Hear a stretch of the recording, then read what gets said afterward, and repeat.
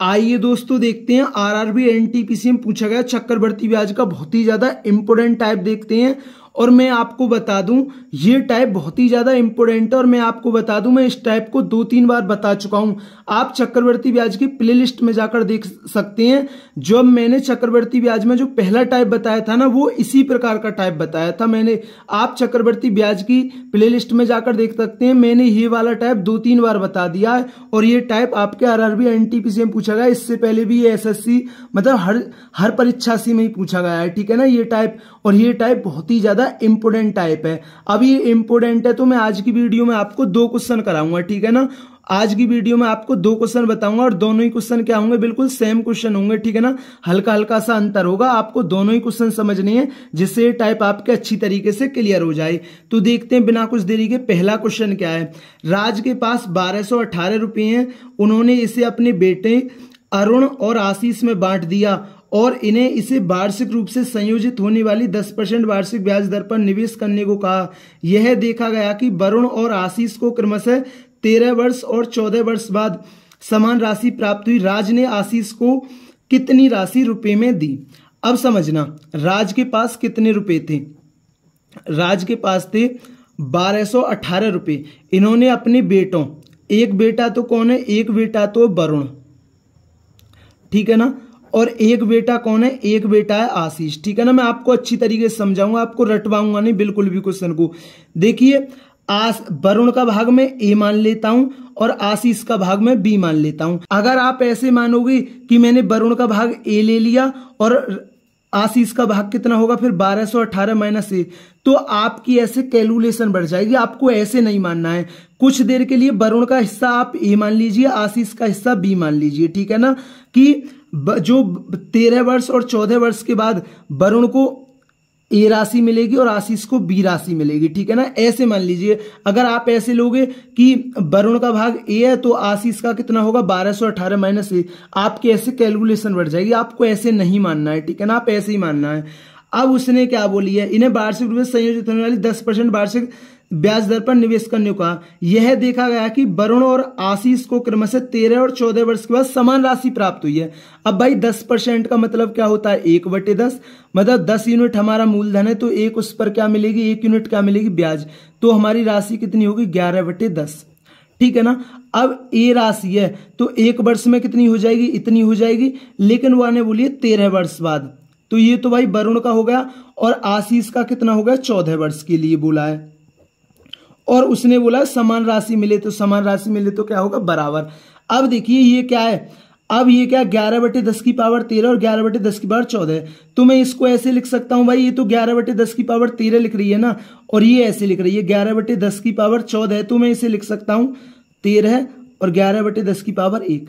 क्योंकि आधार समानों पर गुणा में घातें जुड़ती हैं तो इससे तो ये कट जाएगी, तो यहाँ क्या बचेगा, ओनली 11/10 की पावर 1 बचेगा। तो ये तो कट जाएगी, तो यहां कितना बचेगा, 11/10 की पावर 1 बचेगा, ठीक है ना। अब ए बराबर, और 11/10 की पावर मान का तो 11/10 की पावर 1 का मान तो 11/10 ही होगा, तो ये कितना आ गया 11b/10। अब ये कितना आ जाएगा 10a बराबर 11b। तो a/b कितना आ गया, ए का मान 11 यूनिट है और बी का मान 10 यूनिट है, क्योंकि बराबर में एक दूसरे का मान होते हैं। अब देखिए हमारे पास दोनों के पास राशि कितनी है, 21 यूनिट। भाई 11 और 10 21 यूनिट है, लेकिन क्वेश्चन में कितनी है वो 1218। कोई दिक्कत, आप बोलोगे भैया कोई दिक्कत नहीं है, क्योंकि मैं आपको अच्छी तरीके से समझा रहा हूं। 21 पंजे 105, अब 16 बचा और 21 अट्ठे 158 होता है, 168 होता है, ठीक है ना। तो ये कई बार कट गया, 21 पंजे 105 और 21 अट्ठे कितना होता है 168, 58 बार कट गया। तो राज ने आशीष को कितनी राशि दी, भाई आशीष का हिस्सा कितना, बी। तो बी कितना, बी का मान कितना है 10 यूनिट। भाई 10 यूनिट है, 1 यूनिट का मान 58 है, तो 10 यूनिट का मान कितना होगा, तो वो होगा 580 रुपए। तो राज ने आशीष को कितने रुपए दिए, तो वो 580 रुपए दिया। अगर वरुण का पूछता तो आपको 58 की गुणा 11 में करनी होती, ठीक है ना। लेकिन हमसे क्या पूछा है, राज ने आशीष को कितनी राशि दी, तो वो दी 580 रुपए। ये क्वेश्चन आपके समझ में आ गया। देखिए इससे रिलेटेड मैं एक और क्वेश्चन बताता हूं जिससे ये टाइप आपके अच्छी तरीके से क्लियर हो जाए, क्योंकि ये चक्रवर्ती ब्याज का बहुत ही ज्यादा इंपोर्टेंट टाइप है। तो देखते हैं इस टाइप का सेकंड क्वेश्चन है। ऋषि के पास 1612 रुपए हैं। उन्होंने इसे अपने बेटों शान और पीयूष में बांट दिया और इन्हें इसे वार्षिक रूप से संयोजित होने वाली 8% वार्षिक ब्याज दर पर निवेश करने को कहा। यह देखा गया कि शान और पीयूष को क्रमशः 19 और 20 वर्ष बाद समान राशि प्राप्त हुई। ऋषि ने शान को कितनी राशि रुपए में दी थी? आपको समझना, रटना नहीं है। ऋषि के पास कितनी राशि थी? वो 1612 रुपए की राशि थी। अब भाई 8% की फ्रैक्शन वैल्यू क्या होती है? तो ये होता है 2/25। भाई 25 यूनिट मूलधन था, उस पर 2 यूनिट ब्याज मिल रही है तो 27 यूनिट मिश्रधन होगा। मूलधन कितना? 25 यूनिट है। ठीक है ना, समझ गए? नहीं समझ गए? अब उसने अपने 2 बेटों में बांटा है। एक बेटे का नाम है शान और एक बेटे का नाम है पीयूष। ठीक है ना। अब देखिए, मैंने मान लिया शान को ए हिस्सा मिलेगा और पीयूष को बी हिस्सा मिलेगा। आपको कोई दिक्कत? आप बोलोगे भैया कोई दिक्कत नहीं है। अब देखिए, शान की 19 वर्ष बाद राशि कितनी हो जाएगी? 27/25 बटे की पावर 19। ठीक है ना। और पीयूष की राशि कितनी हो जाएगी? 27/25 की पावर 20। ठीक है ना। और इनको क्या मिलेगी? 19 वर्ष और 20 वर्ष बाद समान राशि मिलेगी। ठीक है ना। अब देखिए, तो भाई इससे ये कितनी बार कट गया? 27/25 की पावर 1 बार कट गया। ठीक है ना। अब यहां तो ए बचा और 27/25 की पावर 1 का मान इतना ही होगा 27/25। तो ये कितना होगा आपका? 27b/25। ठीक है ना। अब ये कितना आ गया? ये 25a बराबर 27b। ठीक है ना। तो a/b कितना आ गया? a का मान है 27 और b का मान है आपका 25, क्योंकि बराबर में एक दूसरे के मान होते हैं। a का मान 27 है, b का मान 25 है।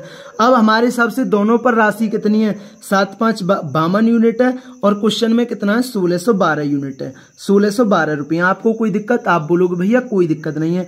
तो 1 यूनिट का मान कितना होगा? आप इसे 4 से काटिए। 4 × 12, 4 × 16 और 4 × 12 और 13 × 39, 13 × 13। अब ठीक है ना। 1 यूनिट का मान कितना है? 1 यूनिट का मान है 31। अब उसने क्या बोला? ऋषि ने शान को कितनी राशि दी? भाई शान का हिस्सा कितना? ए है ना। तो ए का मान कितना? 27 यूनिट है और भाई 1 यूनिट का मान 31 है, तो 27 यूनिट का मान कितना है? ठीक है ना। 27 × 27 का 7 हासिल लगा 2 और 27 × 81 और 2 83। तो शान का हिस्सा कितना है? वो 837 रुपये है। अगर आपसे उसका पूछता पीयूष का, तो आप 25 यूनिट की वैल्यू निकालते। 1 यूनिट का मान 31 है, तो 25 यूनिट का मान कितना है? ठीक है ना। अब ये टाइप आपके अच्छी तरीके से क्लियर हुआ होगा और मैं आपको बता दूं, मैं इस टाइप को 2-3 बार बता चुका हूं। ठीक है ना। मेरा बताया हुआ टाइप है ये, और ये टाइप आपका अच्छी तरीके से क्लियर हो गया होगा। मैंने आपको इस टाइप को अच्छी तरीके से समझा दिया है। अगर दोस्तों चैनल पर नए हैं तो चैनल को जरूर सब्सक्राइब किया करें। वीडियो पसंद आई हो तो वीडियो को जरूर लाइक किया करें। थैंक यू दोस्तों।